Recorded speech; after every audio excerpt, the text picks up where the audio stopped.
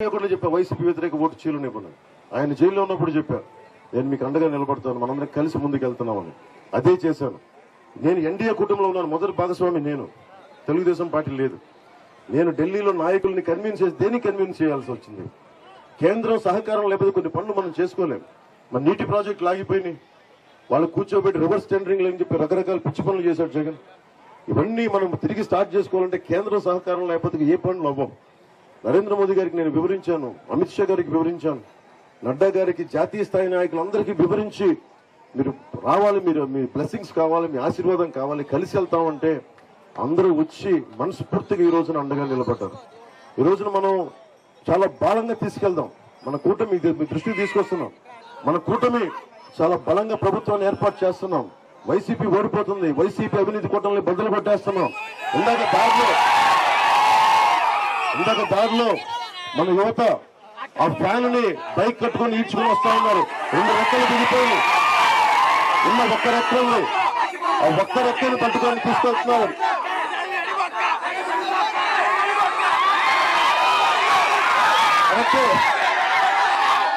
అరటి పళ్ళు తొక్కేది పండు లేదు లోపల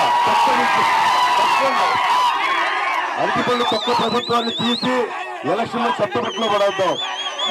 మన కూటమి తెలుగుదేశం, జనసేన, భారతీయ జనతా పార్టీ ప్రభుత్వ కూటమిని మనకి స్థాపించుకుందాం.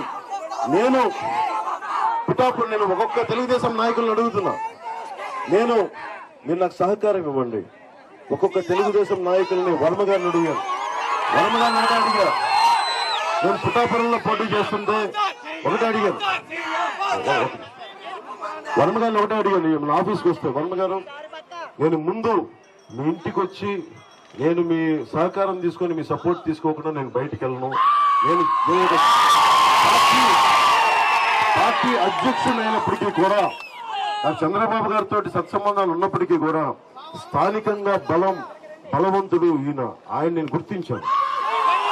ఆయన ఒకటే చెప్పా, ఆయన ఎమ్మెల్సీగా అవ్వాలి, ఇక్కడ త్యాగం చేస్తే ఆయన చట్టసభల్లోకి కూడా వెళ్ళాలి, పట్టభద్రులు మనకి ఆ చట్టసభలోకి వెళ్ళాలి. నా వంతు సహకారం కూడా చంద్రబాబు గారు ఆల్రెడీ చెప్పారు, ఆయనకి క్షత్రియ కోటాలు ఇస్తానని. అలాగే నేను కూడా చెప్తున్నాను, సంపూర్ణంగా నా మద్దతు వారికి తెలియజేస్తాను. ఆయన ఎమ్మెల్సీ వెళ్ళే వరకు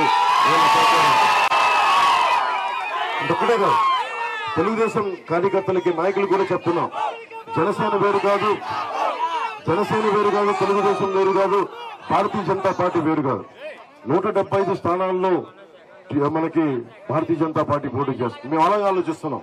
175 స్థానాల్లో టీడీపీ పోటీ చేస్తుంది, 175 స్థానాల్లో జనసేన పోటీ చేస్తుంది. నేనందరూ ఒకటే అడిగా, జనసేన మద్దతుదారులందరినీ అడిగా. మన రామచంద్రాపురం వెళ్ళారు, వాసనశెట్టి సుభాష్ అక్కడ పోటీ చేస్తా ఉంటే టైం లేదు, దారి పొడవుతో ఆపేస్తుంటే కరెక్ట్ గా 8 నిమిషాలు వచ్చింది. శెట్టిపల్లి కులానికి చెందిన వ్యక్తి. నాకు ఒకటే అనిపించింది, అబ్బాయికి నిలబడాలి అడ్డంగా వెళ్ళి చెప్పాను. మనస్ఫూర్తిగా వాసనశెట్టి సుభాష్ కేసి తెలుగుదేశం పార్టీ సైకిల్ గుర్తు మీద మనస్ఫూర్తిగా ఆయన గెలిపించండి అని చెప్పి నేను అభ్యర్థించి నేను ఆర్థించి వచ్చాను. ఏం చెప్తున్నానంటే బలమైన నాయకుల సమూహం కావాలి.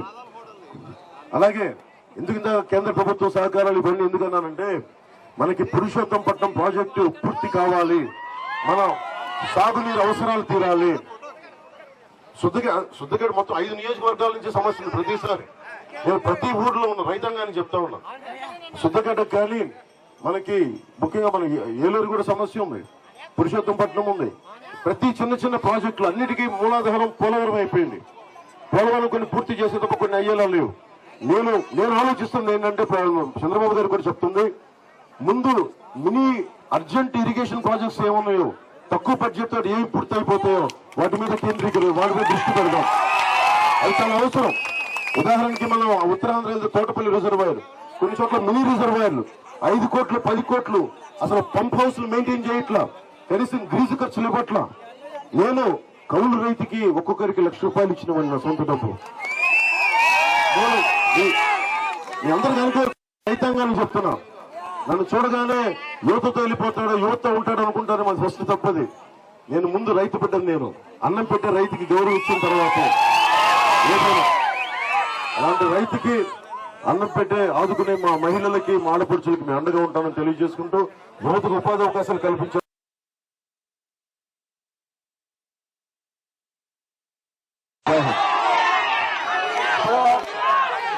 జనసేనకి 2 ఓట్లు వేయాలి. పవన్ కళ్యాణ్ గారికి ఓటు వేస్తామని అందరూ చేతులు రావకండి. జై జనసేన, జై టీడీపీ.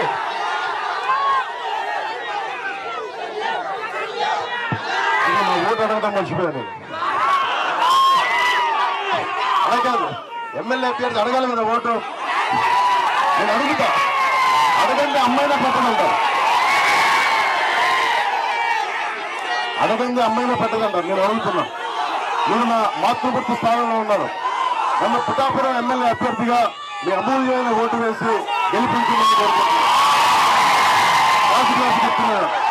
అలాగే మన ఎంపీ అభ్యర్థి, కాకినాడ ఎంపీ అభ్యర్థిగా తంగెళ్ల ఉదయ్ శ్రీనివాస్ గారిని, టీ-టైమ్ శ్రీనివాస్ గారిని మీ భారీ మెజారిటీ తోటి మీ ఓటు వేసి గాజు గ్లాస్ గుర్తు మీద గెలిపించవలసిందిగా కోరుకున్నాను. అలాగే మన తెలుగుదేశం అభ్యర్థులు ఎక్కడున్నారో ఇదే చెప్తాను, భారీ మెజారిటీతో తెలుగుదేశం అభ్యర్థులు కూడా గెలిపించుకుంటాం.